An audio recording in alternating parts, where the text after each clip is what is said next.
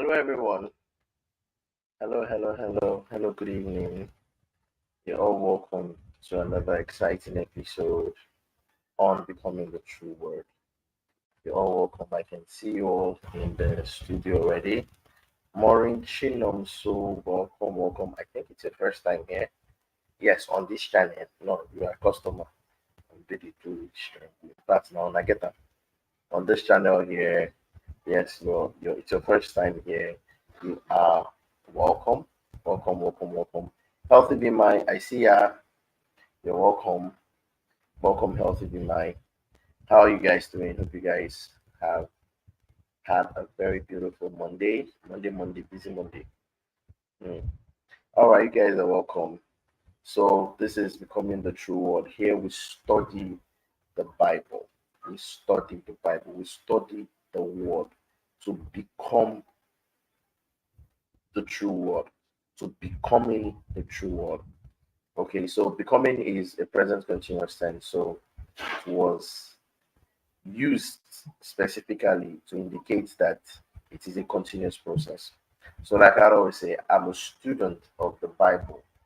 I'm a student of the Bible, and I believe everyone here is also a student of the Bible because the learning never stops. The learning the learning never stops. So we're always ready to learn more and more. And the more we spend time in the Word, the more we become the Word. Okay. So if this is your first time here, Maureen, you are welcome. And welcome to anyone who's watching this on replay. You're welcome. Today is a very beautiful day. As you can see, the sun is out in Nigeria. Yeah, but where I'm here is cold. You understand? Where me am is cold. It's ice block that is falling there. Okay. So welcome. As usual, we won't spend too much time here. Okay, so we'll dive straight into the recap. But I want to know how you guys are doing. Please drop a comment so I know how everyone is doing here, how you guys has been. Okay. All right. So okay. Now let's start from a recap from last week. As you all know, we're treating Matthew chapter 8 today. Okay, so but we'll do a recap from last week. We'll do a recap from last week. That was Friday. We treated Matthew chapter 7. Okay. Next week Friday, oh sorry, next coming Friday we'll treat Matthew chapter 9. Okay, so today we're treating it, but we'll start from chapter 7. Okay. Yeah, so I'm gonna adjust my screen now. I'm going to become smaller. So in case you're not seeing me too much, I'm still here. Okay. But you can hear my voice. Am I clearly audible? Please let me know. Okay. So yeah, I just had to adjust the screen so that we can share the screen together. Okay, so it's so that we can share the screen together. Together. Okay.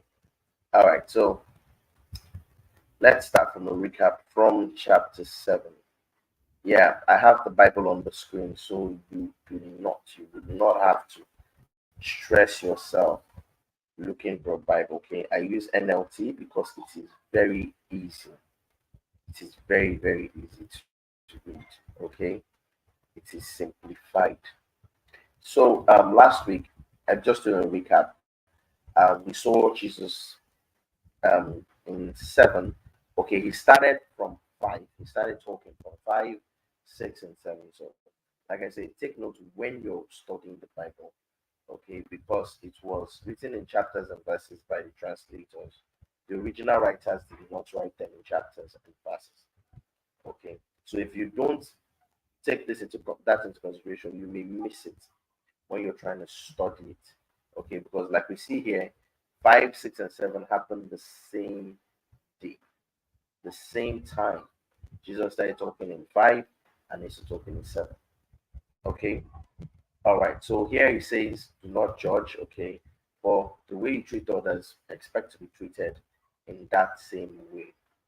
Okay, don't judge because Now that's when he moves to talk about the speck in your friend's eye. So you're judging your friend for the little, or you're judging people for the little, their little errors, but you get your own for body. So he said, first get rid, in fact, get rid of the log in your own eyes. Then you will see well enough because it's about sin. Your eye will clear, you will see well, you'll be able to attend to things that need be attended to. Okay, so that you can see very, very clearly. All right, so 6, it says, don't waste what's holy on people who are unholy. Yes, don't waste your time because some people they will never get it and they are not ready for it. Okay, that's why he used them. He just used pig as a narration. Like, look at pigs. No matter what you give them, precious. So there are times you spend with some people trying to, trying to admonish them, and you just find out that you wasted your time and you will pay. So here he's even saying, at least you should have the spirit of discernment to know. Okay. Then he goes on to say, ask whatever you ask, you receive, because everybody who asks will receive. Everybody who seek found, and everybody who knocked, the doors were open. Then he's like trying to make you understand, okay, are you doubting what I'm saying?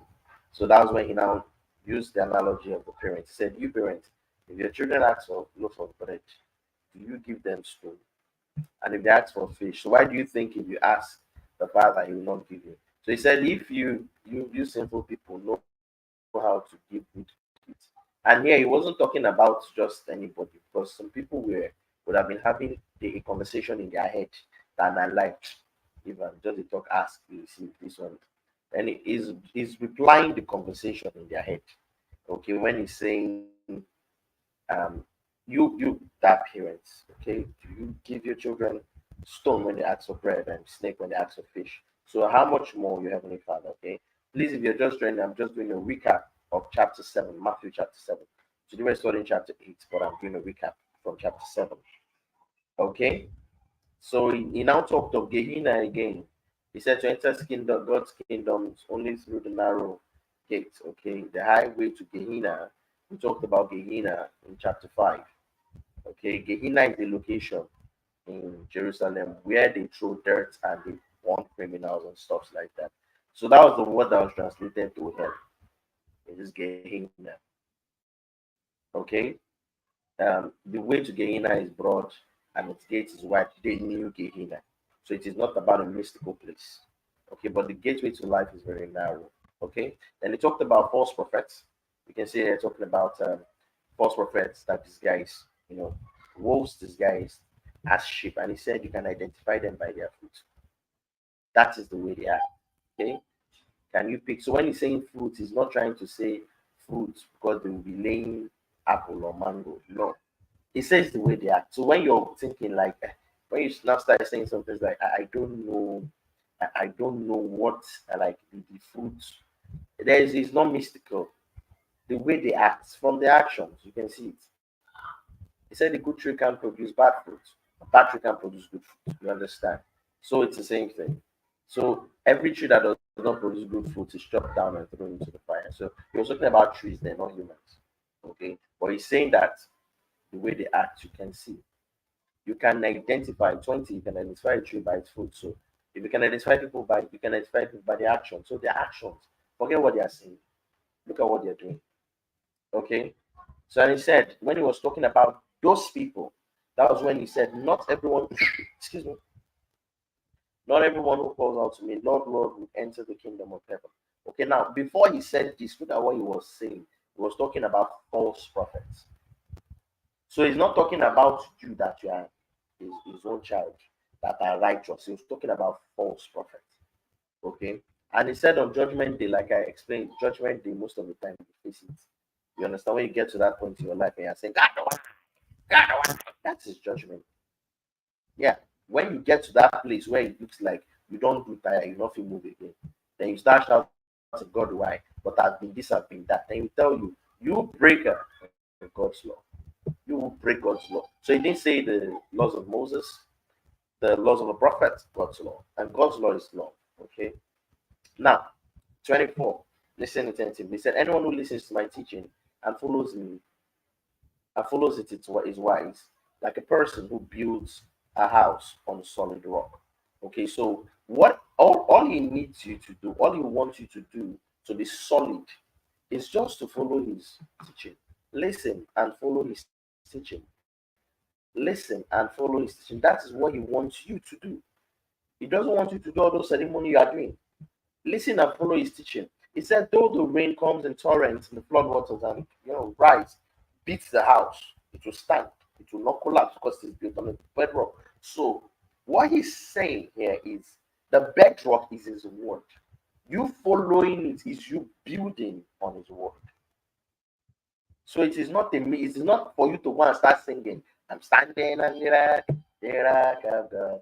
I'm standing on Jesus is the rock. See, his word is the word. His word. Listening to his word. Okay. Then 26, he said, but anyone who hears, you see, he used listen in 24, he used hear in 26. So if you hear, you're not listening. Hearing and listening ain't the same thing. If you are hearing, you may not be listening. So you listen to understand. There's something you pay when you listen, you pay attention. So you give something to listen. But hearing, you just say, pass it, they go here. Okay, though the rain comes in torrents and the flood waters rise and the wind beats against the house, it won't collapse because it is built on bedrock. That was what he said about the one who listens. But anyone who hears my teaching and doesn't obey it is foolish. So you don't have to do much to be foolish. You just have to not listen. Don't listen. Don't follow. You're foolish. You're like a person who builds a house in sand. When the rain and floods come and the wind beats against that house, it will what? Collapse with a mighty crash because it's not built on the bedrock. And the bedrock again is his word. Okay, when Jesus had finished teaching, saying these things, the crowds were amazed at his teaching. Okay, for he taught with real authority, quite unlike their teachers of religious law. So there was a religion, they had religious laws, but their teachers never taught it authority because they don't have it in them. Okay, so that was where we stopped. That was where we stopped in Matthew 7. Okay, so now let's move to Matthew 8. Please, if you have any questions, you can drop your questions in the comment section. And if you're here for the first time, please let us know you are here. Just drop a message in the comment section. Let us know you are here. Maureen, if you're still here, please write. Let me know you're here. Okay, Healthy Be Mind, thank you very much for joining. Okay, so we'll move to 8 now. Okay, we are moving to chapter 8. Chapter 8. Okay, so we can see here that we are learning firsthand, firsthand. We are learning the word. And as we learn, as we stay, because that's what he said. He said, listen to my word and follow. Listen to my teaching and follow. So this is what he wants you to do. This is what Jesus wants you to do. Listen and follow. It's not hard. But why we are finding it very difficult, okay? Let's continue in 8. Okay, so you had finished teaching there in 7. Then we move to 8. We move to 8. Okay. Excuse me, let me quickly sip some water. All right. All right. Thank you, thank you, thank you. Okay. So, Matthew chapter 8. Of course, that's a study for today. Large crowds followed Jesus as he came down the mountainside. Remember, in 5, he went to the mountainside. When he saw people there, he sat down to teach. So now he's coming down the mountainside. Suddenly, a man with leprosy approached him and knelt before him. Lord, the man said, if you are willing, if you are willing. You see, most of us, we don't know the will of God. Yes. And that is why we will say, let his will be done. when we are trying to address some issues. So someone is sick in the hospital, and after praying, you say, let his will be done. What is his will? What is his will? Why not tell the person straight up, you're healed?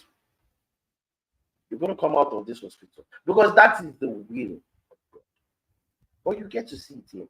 The guy came, he said, if you are willing, like, if you like. Of course, before this, Jesus was accounted of healing people, okay, healing diseases. But this one is like, that thing we have in us. We feel like we are not worthy of God's love.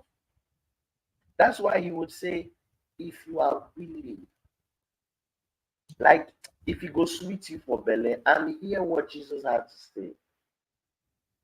He said, if you are willing, you can heal me and make me clean. So healing me, make me clean. Because then, as a leper, you are seen as an unclean person. You're seen as a very, very unclean person as a leper. If you are willing, you can heal me and make me clean.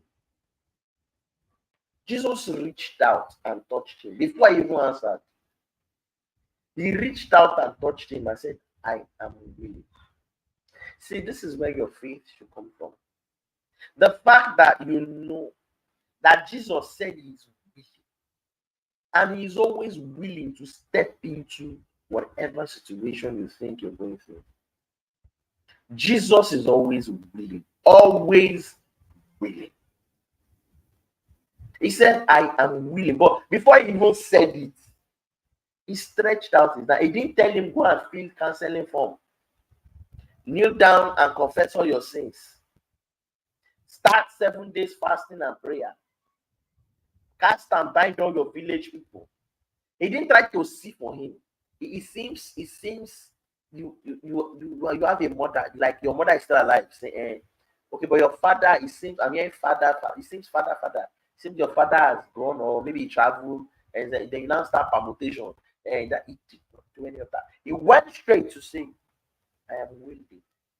To let him know that I'm willing. So can you look into situations in your life and say, Christ is willing?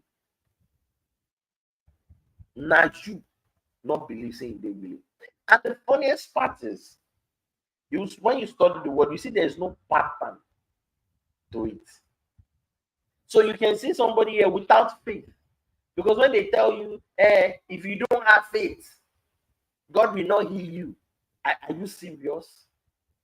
Until you have faith, like the woman that touched the hem of his garment, you will not be healed. Are you serious? Is that what the book says? You can see this one does not even have faith that he will be healed. He knows that he can heal, but he does not believe that he will want to heal him. Because of his condition, his leprosy condition. He does not believe that he will want to touch him, because you touch leper as a Jew. Man. You touch leper, and you are unclean. You must go for ceremonial cleansing as a Jew. Jesus touched him because nobody would want to touch him, but Jesus touched him. Yes, Jesus touched him, and he said, I am willing. He said, be healed. And instantly the leprosy disappeared. Instantly. You can see faithlessness here, but the Father is willing. That is why the Father is always willing. Christ is always willing. So this is what should build your faith. When you read things like this, it touched the man that should not be touched to heal him. So what situation do you think you're in that he cannot heal you, or he cannot bring you out of it? Why are you thinking that way? Why? These people did not have the opportunity you have today. You have it accounted to you. Why not go through it? He said, listen to my teaching. This is the teaching. He's willing. He's teaching you that he's willing. Then Jesus said to him, don't tell anyone about this. Hey, Jesus. In fact, now they have their channel. They have their own TV channel where they show all the miracles. So these days now, then they edit miracle for Bible for church. Then they edit them. I watched one the other day when one they said they were healing him from spirit of dog. Then they were putting dog sound and dog face for the person. I'm like, Shatibo Nollywood told you have entered like this. Director, makeup artist, and the rest of them present in church. Are you serious? He said, don't tell anyone about this. Don't shout it. Instead, go to the priest and let him examine you. When you're going, don't just go. Take along the offering required in the laws of Moses for those who have been healed of lepers, because there's an offering required that you must give in the temple. This will be a public testimony that you have been cleansed. This is the testimony. This is it. That you have been cleansed. Oh, I trust my brothers. Yeah. By the time they start the display here, you go think saying that God take ground here. But this is God healing somebody. And says, don't shout about it. The same way he says, don't pray in public. Don't make noise. Don't even let people know you are fasting. Your Father that sees everything, you think he doesn't see it? He sees everything. We answer you. As you can see, he said, don't make noise about it. Rather, do the proper thing. If now our own now, they will say, don't take anything to anywhere. They are healed. Tell them that prophet somebody and pastor somebody said that you are healed. That he said no, because may you no cause problem for you. Just go and do unto them what they want you to do. Not be say collect anything. It's not what will heal you. You are healed already. Now, 5. You see another case. When Jesus returned to Capernaum, a Roman officer came and pleaded with him, Lord, my young servant lies in bed, paralyzed and in terrible pain. Jesus said, I will come and heal him. Can you see Jesus? He's always ready. I will come and heal him. But the officer said, Lord, I'm not worthy to have you come into my home. Just say the word from where you are, and my servant will be healed. Now you can see this is faith. This one now is faith. Faith in the authority.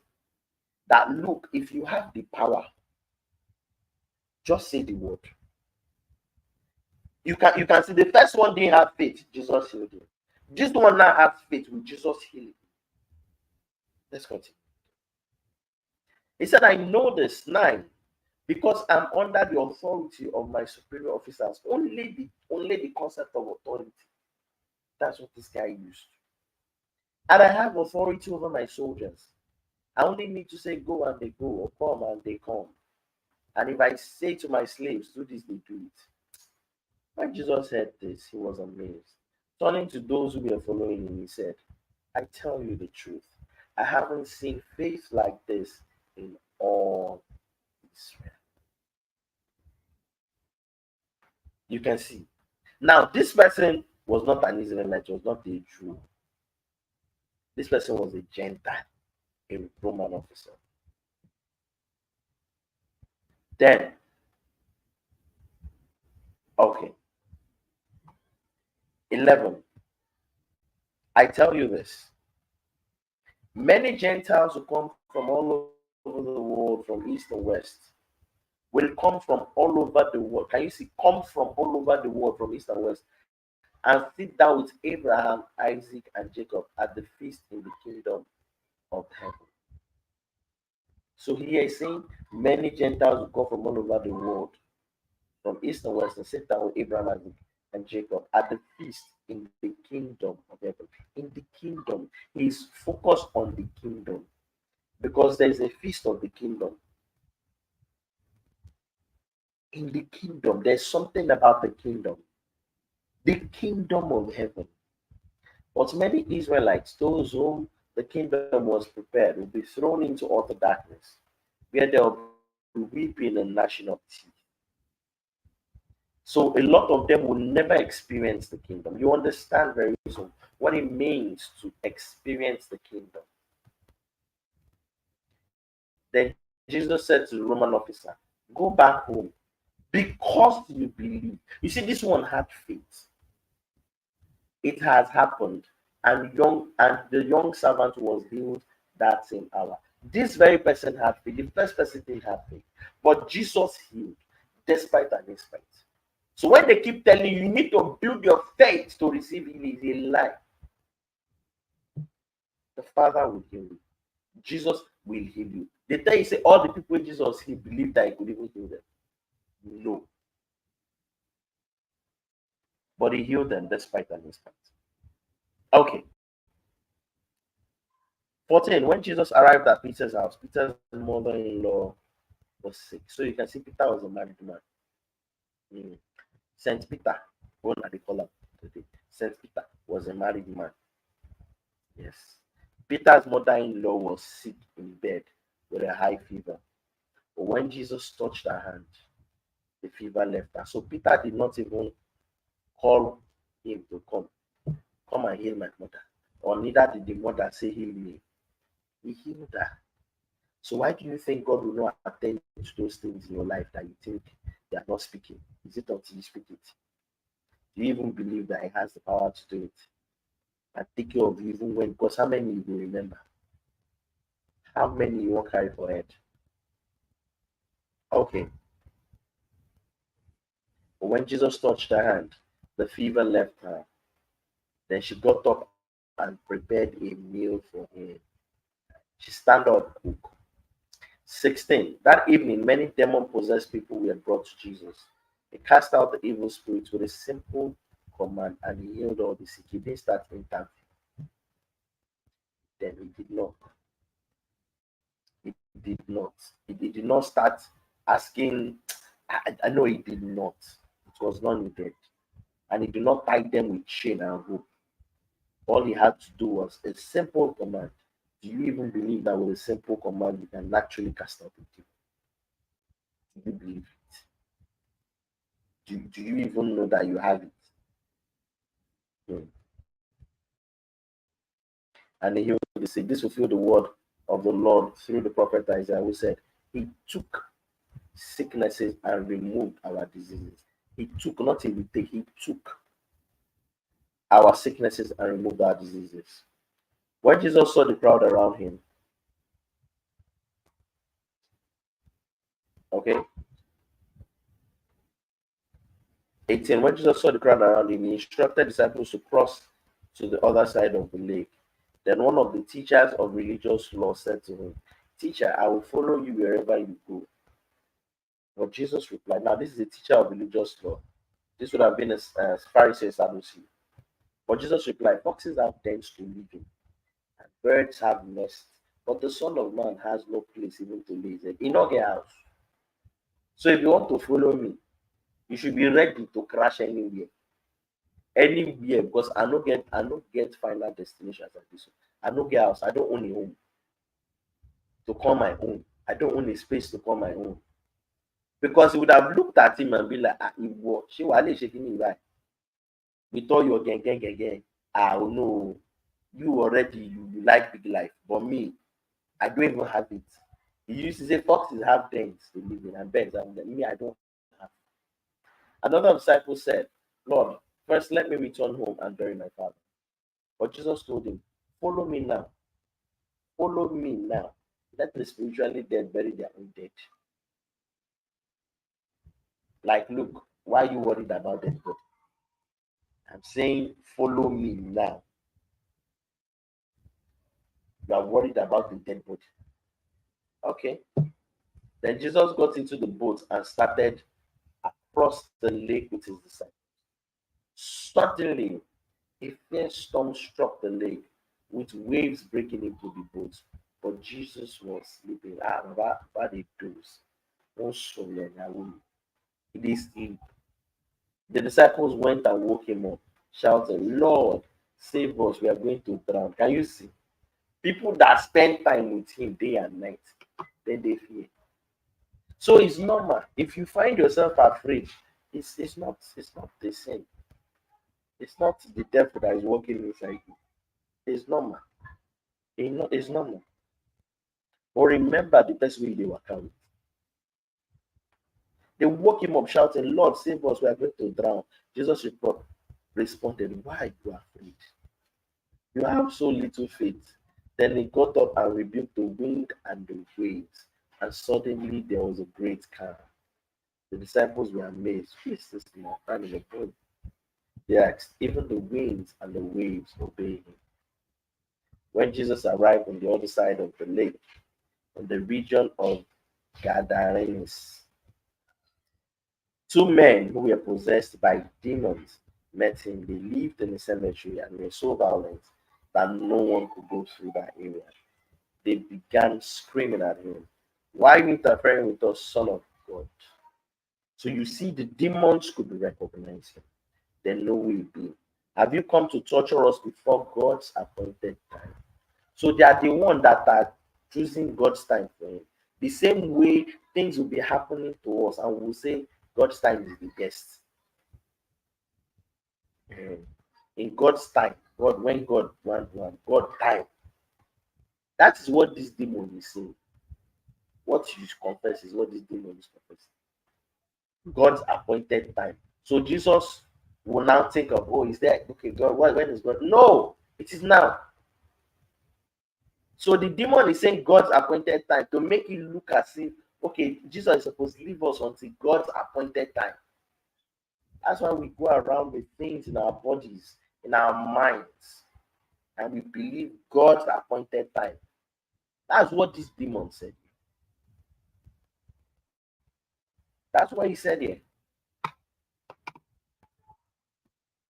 They began screaming at him, 29.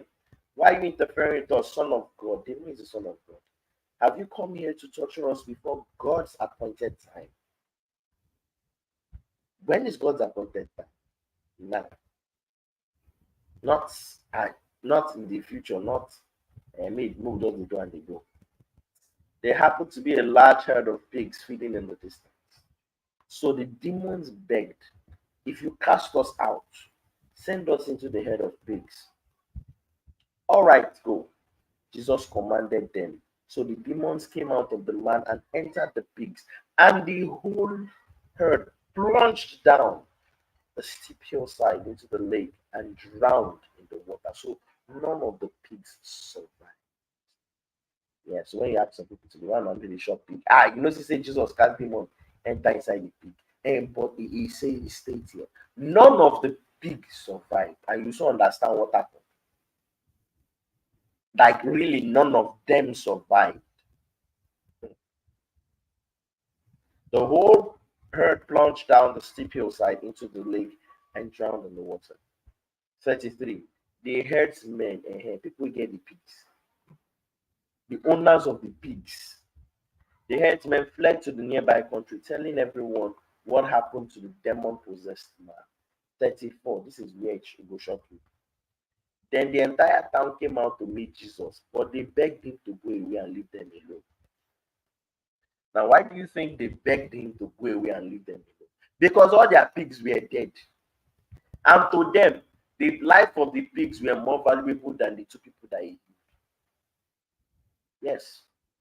They were more valuable. So before the next thing, a chicken or goat, when maybe if you had stayed longer, maybe cast into goat.